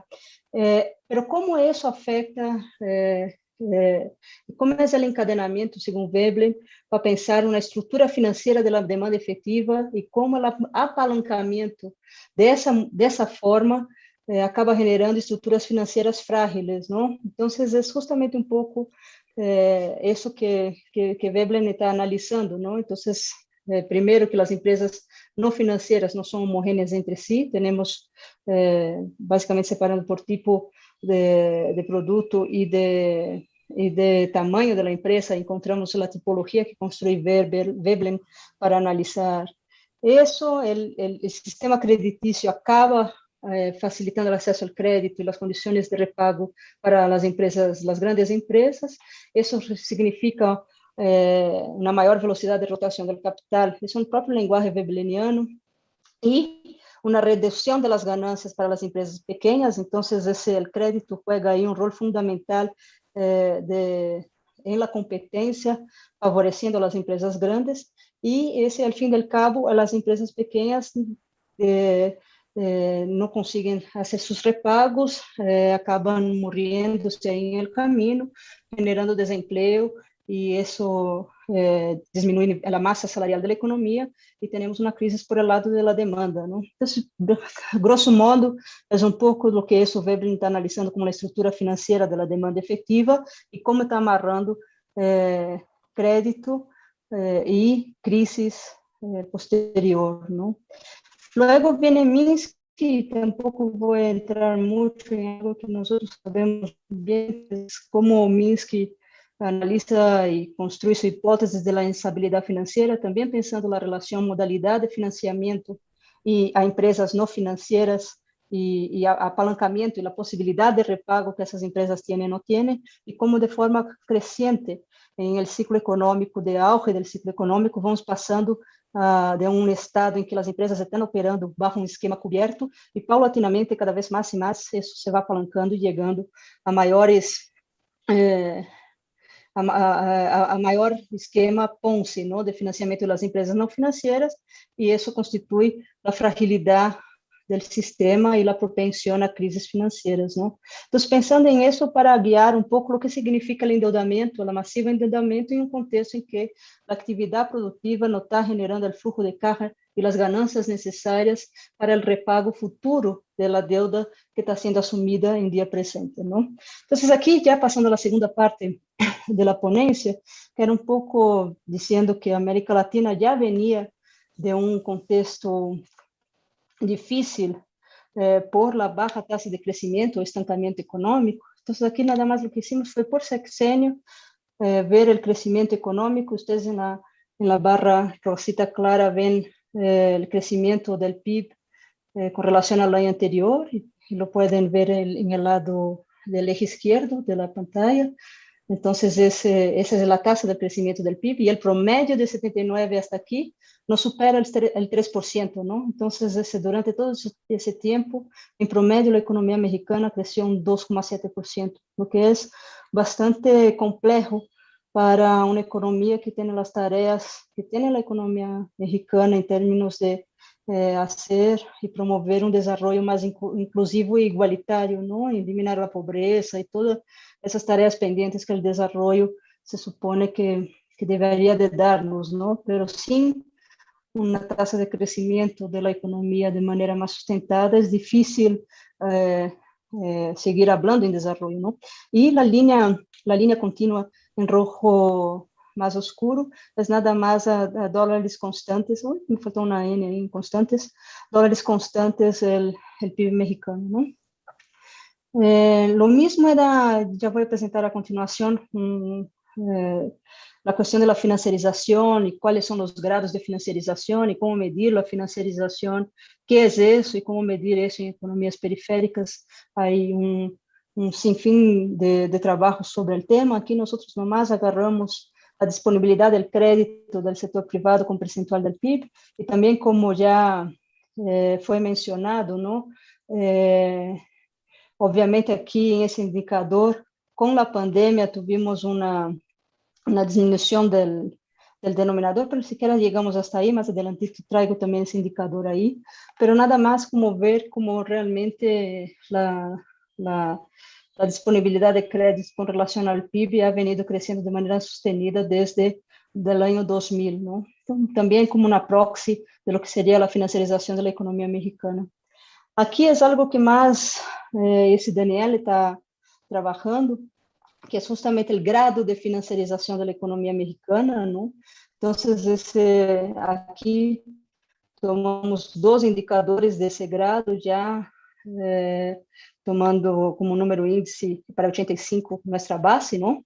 Y tomamos la medida de dos autores, ¿no? Miguel Bruno, quien es un economista brasileño con el doctorado por la Federal de Rio de Janeiro y simultáneamente un sándwich por la Sorbona, que es un regulacionista y hizo un trabajo de tesis sobre la economía brasileña en el marco del régimen de acumulación financiarizado con el abordaje del regulacionismo francés, y Eric Toussaint, ¿no? Entonces, básicamente el indicador de Bruno es ver la proporción de los activos financieros con relación a la inversión productiva, ¿no? Entonces, de acuerdo a ese indicador, vemos como realmente el grado de financiarización de la economía mexicana se viene acelerando con un único intervalo de caída, dos de hecho, ¿no? Pero también aquí en la pandemia, ¿no? Marcado. Lo mismo, ahí son lo que Daniel anda jugando y viendo justamente cómo ver la conexión entre financiarización y distribución del ingreso, partiendo del presupuesto que la financiarización de alguna forma deja su impronta en lo que son los modelos de negocio de las empresas no financieras y que sí hay un incremento de productividad, pero la participación del salario es inferior a ese incremento de productividad. Ahí estaría una de las fuentes de por qué se agrava la mala distribución del ingreso en México, ¿no? Entonces, aquí también voy a pasar más rapidito.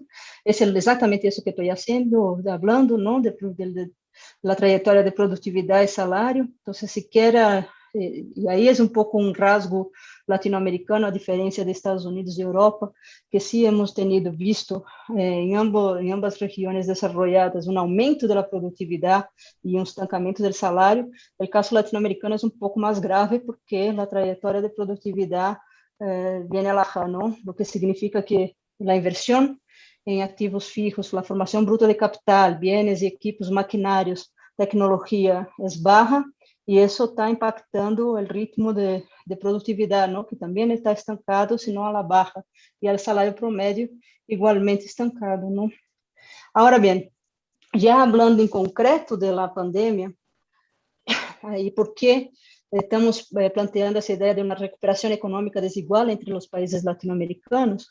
Es porque el efecto de la caída generado, la caída económica generada por la crisis sanitaria también ha sido distinto, ¿no? Aunque nosotros vemos que el segundo trimestre de 2020 fue el trimestre en que realmente las economías latinoamericanas más han resentido, ¿no? Entonces aquí lo que vemos es de nuevo, ¿no? La barrita, y pueden ver el percentual del decrecimiento del PIB aquí por trimestre, ¿no? Entonces aquí es la marca del estancamiento prepandémico.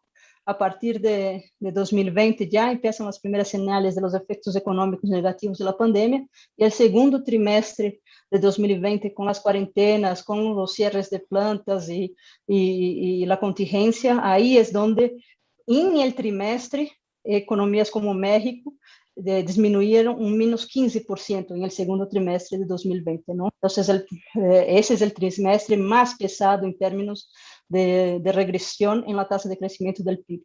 Ahí, obviamente, el tercer trimestre de 2020 hay una recuperación, porque con relación al tombo del trimestre anterior, cualquier evento es huracán, ¿no? Entonces, el tercer trimestre realmente parece que crecemos mucho, pero si comparamos con el mismo trimestre del año anterior, es muy inferior el crecimiento, ¿no? Entonces, y también separando por países, vemos que México, entre Brasil, Chile, Colombia y Argentina, es el más golpeado en el trimestre más golpeado de 2020. Lo mismo para el mismo resultado para inversión, lo que pasa con la inversión y los ritmos de inversión y formación bruta de capital fijo. De nuevo, el trimestre más castigado es el segundo de 2020. Ahora cambian un poquitín los colores. Colombia fue más por todo el contexto también político complejo que Colombia ha vivido simultáneamente con la pandemia, ¿no? Y manifestaciones, marchas y represión sangrienta por parte del gobierno.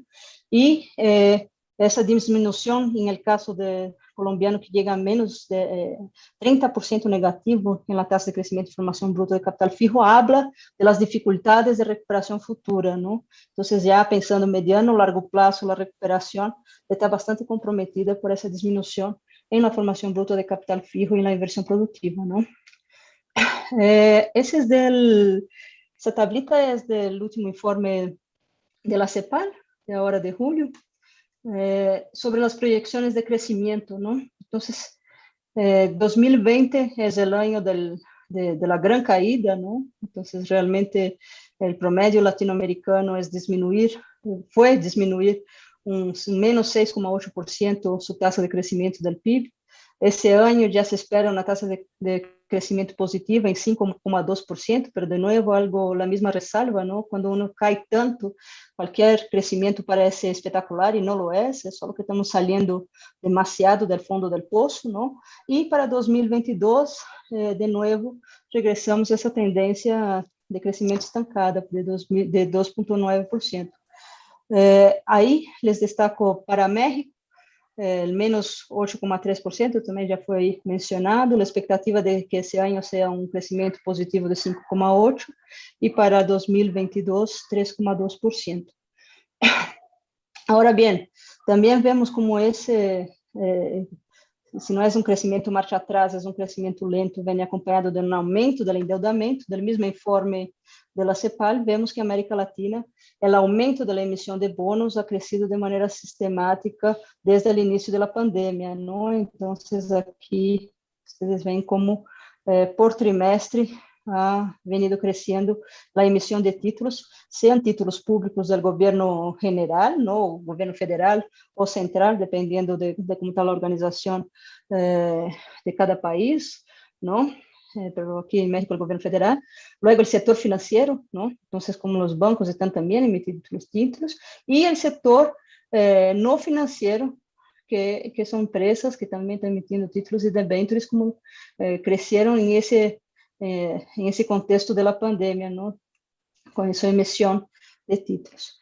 Aquí también ya han mencionado de la deuda pública mexicana. Aquí yo les traigo el dato de la deuda neta del gobierno federal con percentual del PIB. Entonces sí aumenta un poquitín, pero ya también, como fue dicho, el denominador, que es el PIB, está disminuyendo. Entonces, obviamente, mismo manteniendo de manera constante ese indicador, repuntaría por el hecho de que el denominador está disminuyendo, pero y la composición de esa deuda, ¿no? Entonces, en azul está la deuda total, pero separando en deuda interna y deuda externa. Y también, como fue mencionado, sigue siendo un fardo el futuro del repago de ese aumento de la deuda.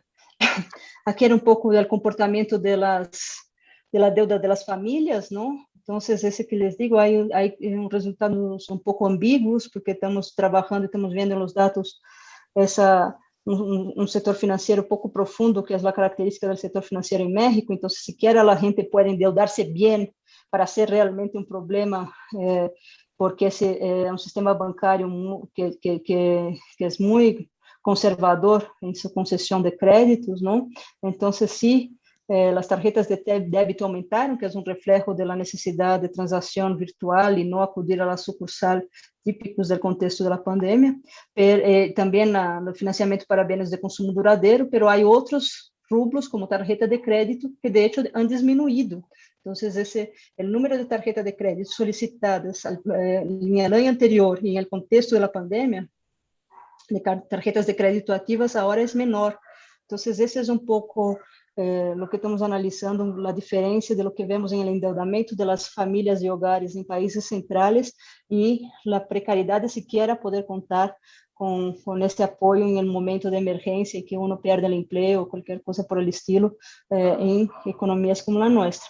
Y finalmente, para ir cerrando, como les decía, es un trabajo que todavía está en marcha, estamos cocinando la investigación, pero ya vamos llegando a algunos resultados. Primero de ellos es la importancia de estudiar en la economía heterodoxa lo que significa el sobreendeudamiento y la fragilidad y la estabilidad financiera, cómo la pandemia de un lado obliga que nosotros pensemos esquemas de política fiscal anticíclica, pero tenemos muy acotado el margen de maniobra por la especificidad de nuestras monedas en el contexto de la jerarquía monetaria internacional. Entonces, de alguna forma, eso condiciona el espacio de maniobra de los gobiernos latinoamericanos para poder echar a andar políticas anticíclicas. Y sobre el financiamiento del gasto público en especial, hemos visto un debate muy interesante de que sí hay autores como Brescia Pereira que están defendiendo el aumento de la emisión monetaria y el Banco Central de Brasil que compre de manera activa títulos e inunde de reales el mercado. Hasta ahorita, obviamente, el gobierno no está haciendo eso, pero está una propuesta sobre la mesa. Y incluso también hacer las líneas de crédito emergenciales que el Fondo Monetario, la línea directa del crédito que la Fed también puso a disposición para algunos países, y la accesibilidad a esas líneas de crédito combinado con el éxito, ¿no?, de las estrategias de vacunación, pueden también dar el paso de esa recuperación económica futura.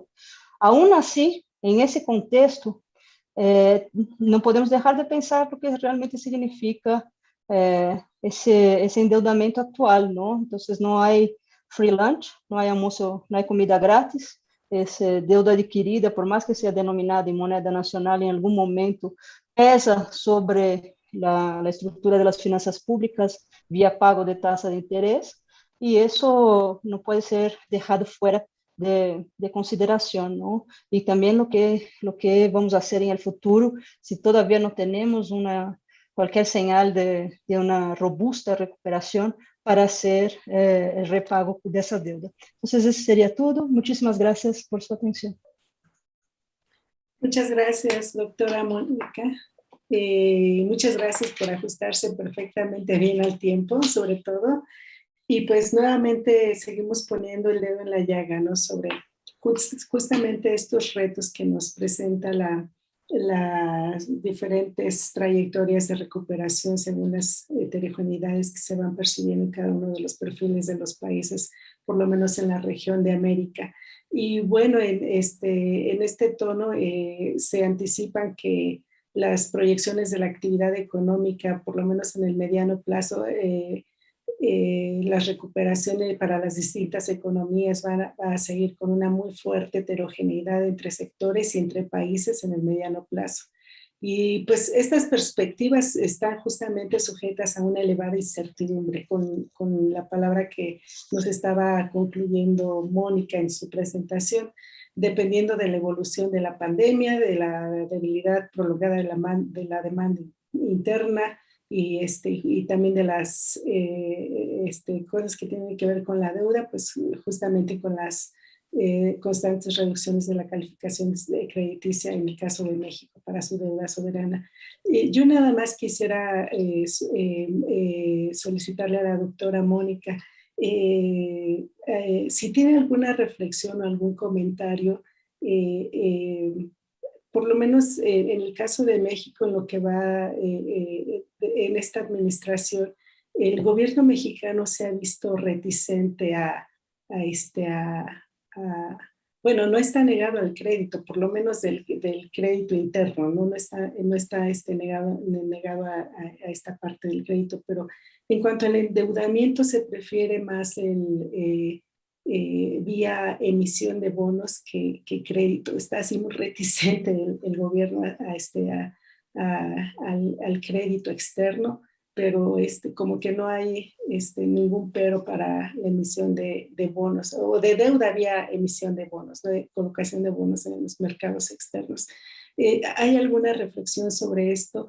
No por qué lo hace, pero sí qué implicaciones podría tener, ¿no? ¿Cuál sería la diferencia para la economía si es que la hay? Y parece que esta prevalecencia va a continuar, por lo menos en el corto plazo o en el inmediato plazo. Entonces, nada más al respecto, y pues voy a pasar a leer algunas de las preguntas. Tenemos muchas preguntas, esta mesa ha generado mucho interés, afortunadamente, y pues tenemos algunos minutos para hacerlo. Entonces, voy a proceder a leer las preguntas para ceder la palabra en el orden en que fueron presentando sus ponencias. Comienzo con, a ver, Javier Rafael, ¿qué tanto considera Mateo que esta fuga de cerebros en México se deba a la débil política industrial por parte del Estado mexicano en los últimos 40 años? ¿Y qué tanta responsabilidad tienen las empresas transnacionales en las cadenas globales automotrices en involucrar países como México en actividades de poca tecnología? Yolot Flores pregunta, ¿qué medidas específicas de creación y protección propondría para el desarrollo industrial nacional automotriz? Me parece que es una pregunta dirigida al doctor Mateo. Natsui Boshi pregunta, ¿existe inversión extranjera en investigación científica en México? Si es así, ¿quién es el principal inversor? Fabiola Martínez pregunta también al doctor Mateo, ¿considera que tras la crisis del COVID y su repercusión en los ingresos, la industria automotriz sufra algún retroceso importante? Celso Alan Villegas se dirige al doctor Mateo y pregunta, ¿consideras que esta migración de fuerza de trabajo especializada tiene un origen a partir del estancamiento económico que ha presentado México?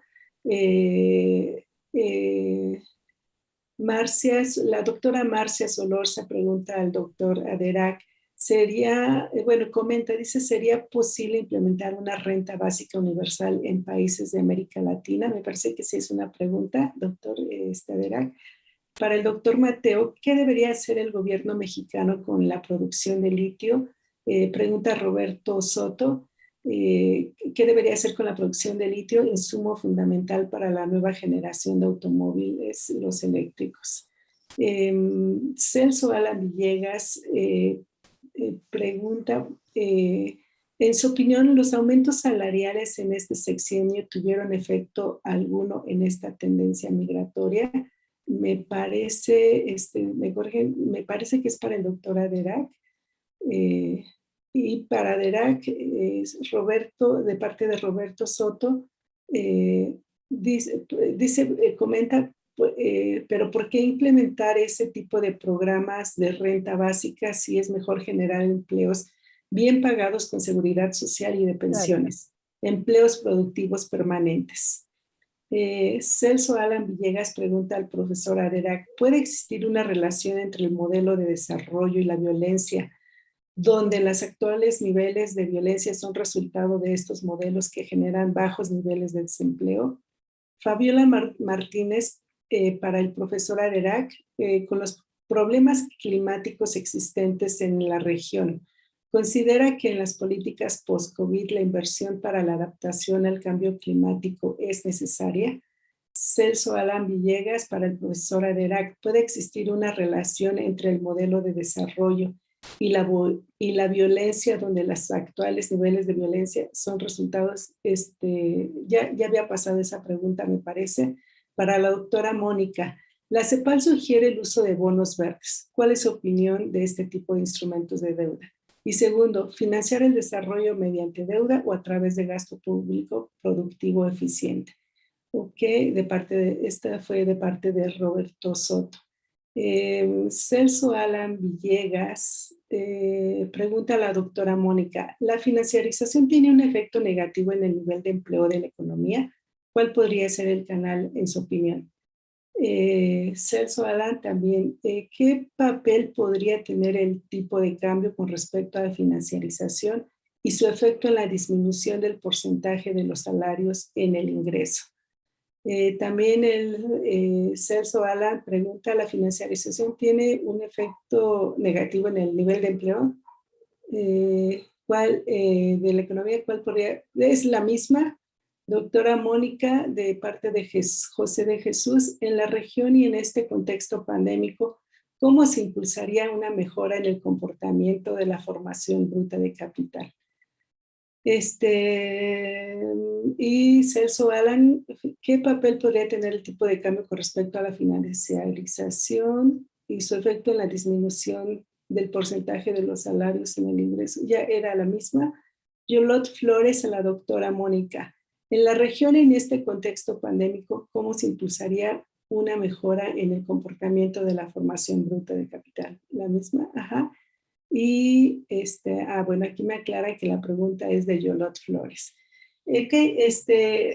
Hay muchas preguntas, ha sido una mesa demasiado interesante, ha movido bastantes inquietudes, entonces voy a ceder la palabra. Le voy a pedir al doctor Mateo que utilice, digamos, unos 6-7 minutitos para tratar de englobar una respuesta general. Y así voy a ir pasando la respuesta posteriormente a doctora Aderac y doctora Mónica. Gracias. Bueno, muchas gracias por las preguntas. Me siento como que estaba en un paredón y nos estaban ametrallando, pero bueno, felizmente quiere decir que se generaron muchas dudas y esa es la base del conocimiento, así que siempre es estimulante esto. Bueno, yo antes que nada quiero decirles que me encantaron las otras dos presentaciones. Les mandaría más preguntas, pero ya no lo voy a hacer no voy a compadecer de Adelaide y de Mónica, y solo voy a hacer unos comentarios sobre las preguntas que me hicieron. Mira, lo primero que comentaría es con respecto a la pregunta de Aurora que me hizo digamos, luego de mi exposición, que tiene que ver con, bueno, ¿qué significa la entrada de China? Es un tema que ahorita veo si me da tiempo de hablar, pero ¿qué significa la entrada de la industria 4.0 y la digitalización de los procesos de producción y demás? Mira, yo no me preocuparía tanto por si entra o no entra. En realidad, si se generaliza en la industria, va a entrar. Pero la pregunta es cómo entra. Porque la industria automotriz, la pregunta es cómo entró la industria automotriz a México, ¿no? Y la verdad es que y yo siempre me he manejado bajo el argumento y la hipótesis de que la industria, México se articuló a las cadenas de producción de una manera muy particular que tuvo que ver con la producción de los eslabones más intensos en el uso de la fuerza de trabajo. Es decir, la industria automotriz tiene esferas muy automatizadas, muy productivas y esferas muy manualizadas y muy poco productivas y generadoras de muy poco valor. Es una industria muy heterogénea, muy desigual. No es cierto que es la super punta de lanza. Lo es en ciertas subramas y no lo es en otras. Y esas que no son productivas y esas que son generadoras de muy poco valor son las que están en México. Entonces, con la transformación de la industria y lo que se tiende a llamar 4.0 y lo que sea, pues si seguimos operando como estamos operando, lo que vamos a tener vamos a seguir manejándonos en un modelo donde los avances tecnológicos van a generar nichos del mercado que exigen una intensidad muy alta en el uso de la fuerza de trabajo, generadoras de muy poco valor, y esas son las que van a estar en México. Mientras que Estados Unidos concentrará la esfera más avanzada en productividad de la industria, ¿no? Eso es lo que yo podría responder ahora sobre qué pasa si viene, ¿no? Si viene, vendrá a todas las ramas, a todo el sector, incluso a diversos sectores. La pregunta es qué eslabones de la cadena se vienen a México y cuáles no.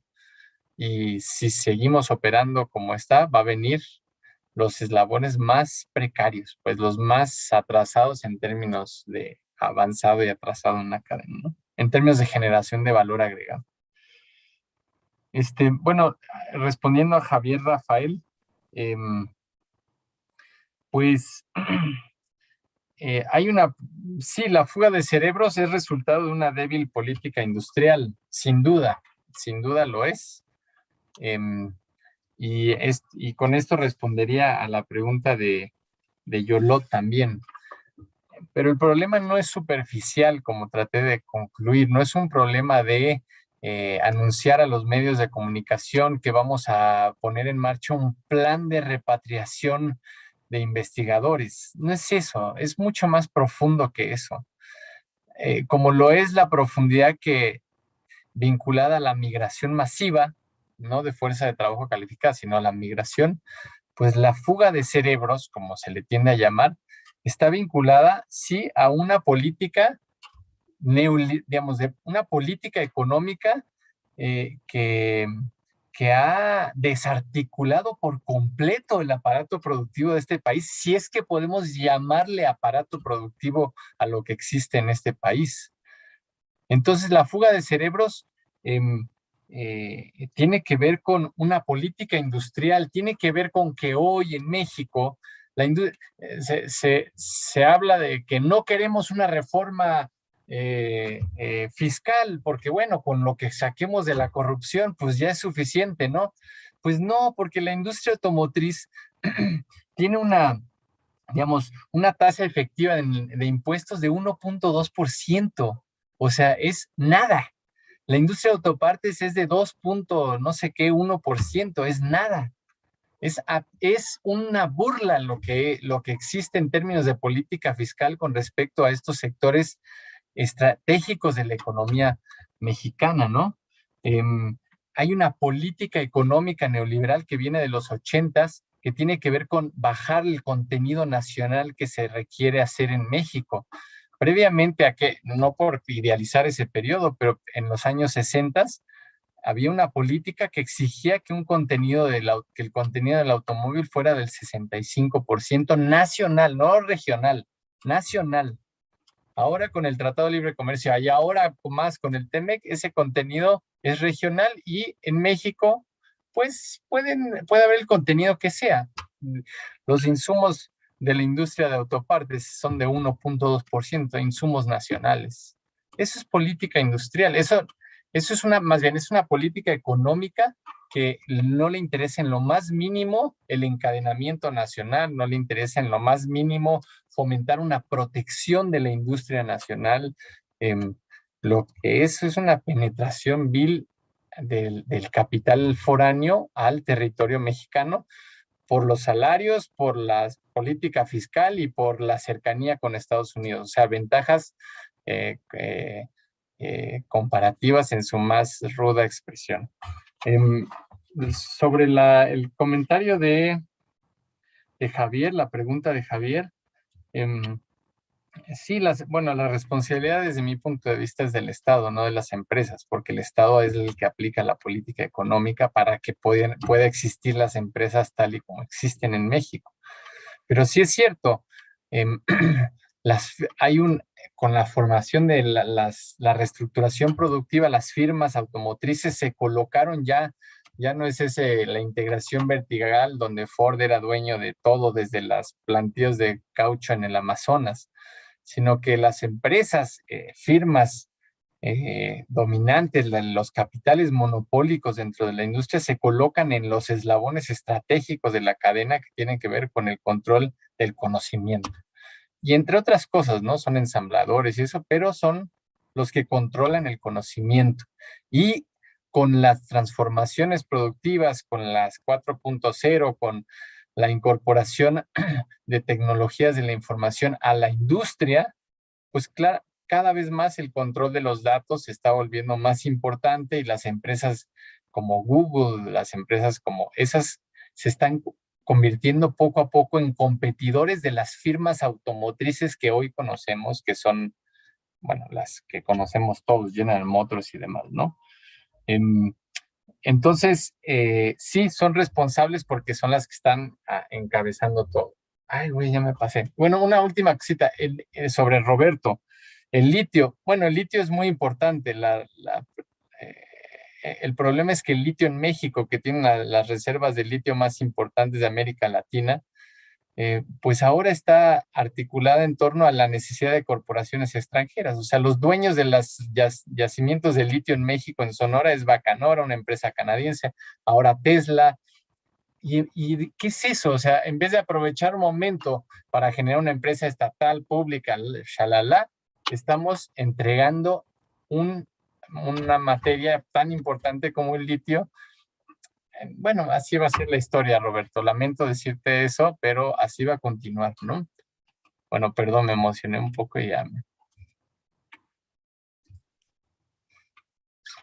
Bueno, trataré de ser muy rápido, obviamente. Bueno, voy a ser rápido más bien. Bueno, un poco creo que la pregunta de la doctora Marcy y del doctor Roberto van enlazadas. Bueno, pues es posible, pues sí es posible. A veces es fuerza de voluntad política y social, ¿no? Yo creo que lo articularía primero, debe de haber un nuevo contrato social. Ajá, y ello implica un cambio del sistema político, evidentemente, ¿no? Que llevaría ese nuevo contrato social, ¿no? Eso creo que es algo muy importante. Y dos, reconocerlo, la renta básica como un derecho humano, ¿no? Un poco, valga, con el temor de equivocarme, valga la expresión, humanizar a lo mejor el sistema, ¿no? Pensar más en el ser humano, ¿no? Y luego le respondo con otra pregunta a Roberto, ¿no? Y un poco otra pregunta más un comentario.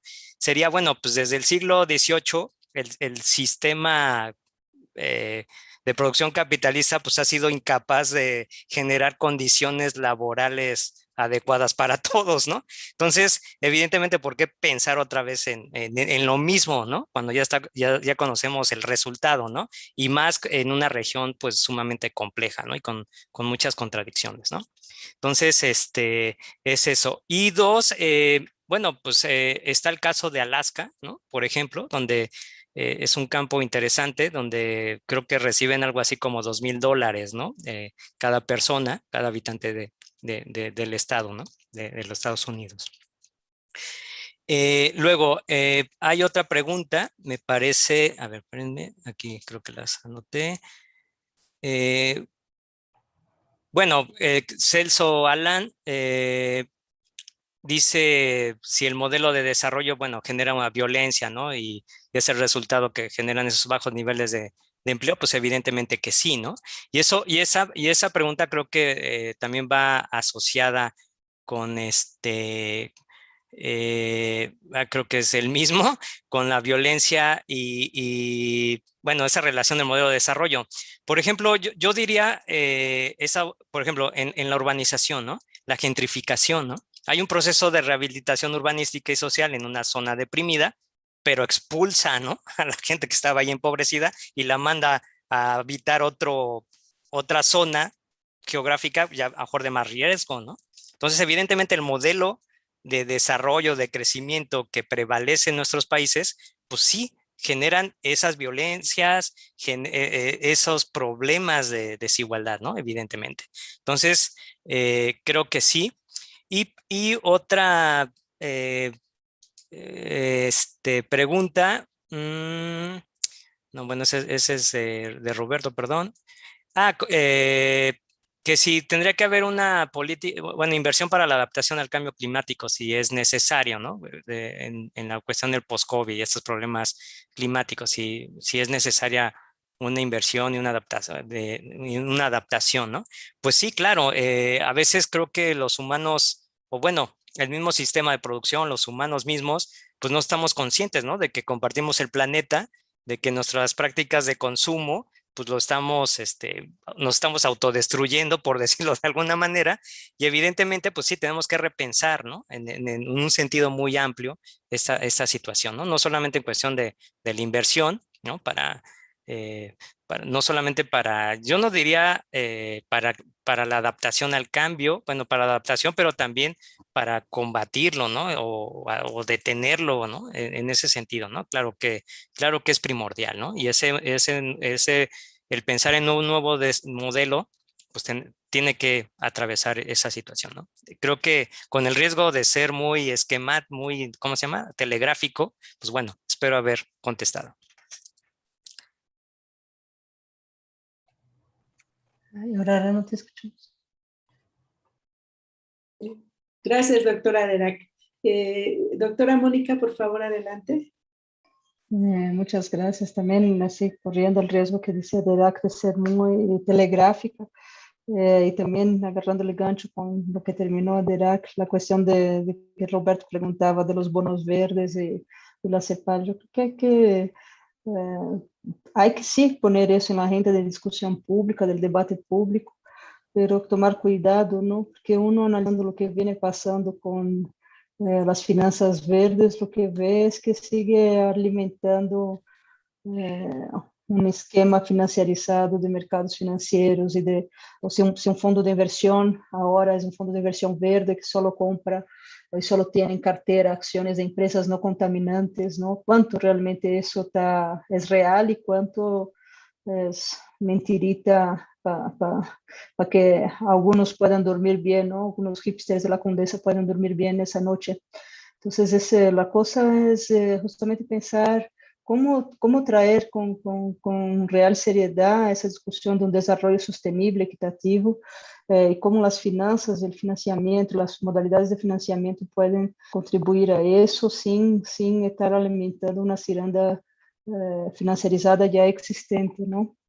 Yo creo que podría juntar las preguntas de Celso y de Olotl de una forma mucho más sencilla, ¿no? Que lean la tesis de doctorado de Antonio Mendoza, que justamente se estudió un doctorado inteiro para pensar essa relação financiarização tipo de câmbio, como a financiarização dos fluxos de capitales e o manejo do Banco Central, em el caso de la tese de doctorado de Antonio Banxico, afetou salários, não? Então, essa conexão financiarização tipo de câmbio salários, sem aventar-lhes um resumo da tese, meu argumento, meu resumo seria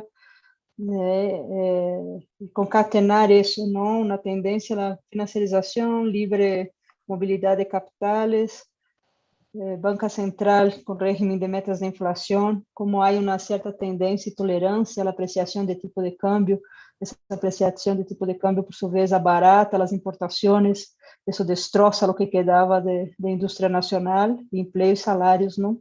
Então, essa tendência à apreciação que nós toleramos, em alguns momentos, não? Versus momentos de devaluação abrupta, não? Quando há fugas de capitales, justamente por la libre movilidad de capitales. Los capitales se van de un golpe, eso inmediatamente impacta con una devaluación instantánea de nuestro tipo de cambio, ¿no? Entonces, esa devaluación instantánea, si nosotros también vemos en lo que significa el salario, el poder de compra del salario en dólares, significa un achicamiento del poder de compra de los salarios en dólares, ¿no? Entonces, ahí está el efecto negativo en el tipo de cambio, la conexión con salarios que me preguntaban ahí, ¿no? Finalmente, ya también para ir cerrando, esa es una forma de ver y también la conexión que Flores me hace la pregunta de cómo podemos revertir esa trayectoria tan asquerosa, ¿no? De la inversión productiva, la formación bruta de capital y de cómo eso compromete nuestro crecimiento en el mediano o largo plazo, ¿no? En los próximos 20, 30, 40 años. Entonces, hemos visto cómo Estados Unidos en los últimos meses puso en marcha un programa de infraestructura del orden de $2 trillones, ¿no? $2 trillion. Yo siempre me hago bolas de en español cuánto es eso, pero $2 trillion en programa de infraestructura. Obviamente nosotros no tenemos esa margen de maniobra, ese espacio de política fiscal que tiene quien emite el dólar como moneda, pero si pudiéramos haber hecho algo mejor, ¿no? Si India hizo algo mejor, si Rusia hizo algo mejor, o sea, ¿por qué Colombia, México, Brasil no pudieron también haber diseñado una estrategia anticrisis un poco más efectiva, ¿no? De minimizar los efectos económicos negativos de la crisis e impulsar un plano realmente anticíclico, ¿no? Entonces, lo que sí algunos países hicieron fue apoyo emergencial. Entonces, Brasil fue uno de los países que puso apoyo emergencial para trabajadores informales y jefas de hogar. México foi muito tímido em esse tipo de apoio, não?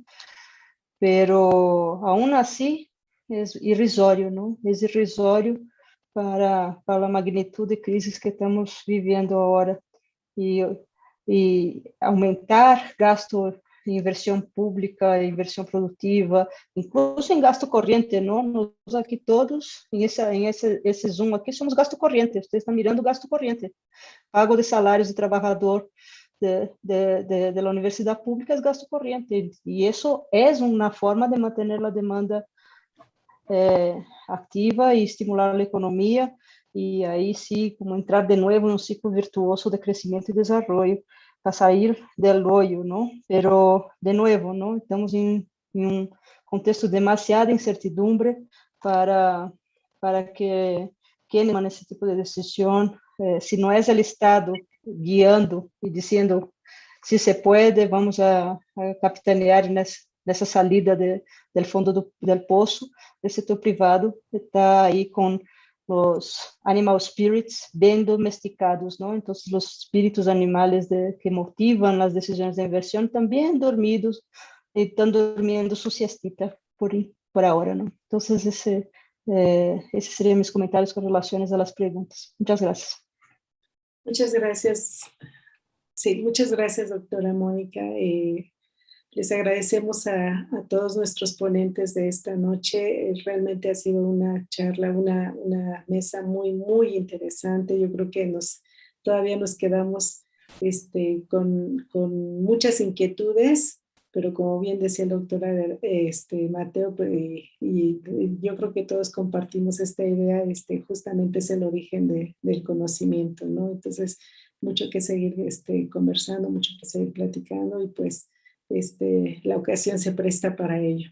Les agradecemos a todos realmente y antes de despedir esta mesa quisiera invitarlos para continuar con las actividades de este evento. El día de mañana a las 10 de la mañana se presentará la mesa 4, Seguridad Social y Estrategias de Financiamiento, Democratización de la Financiarización.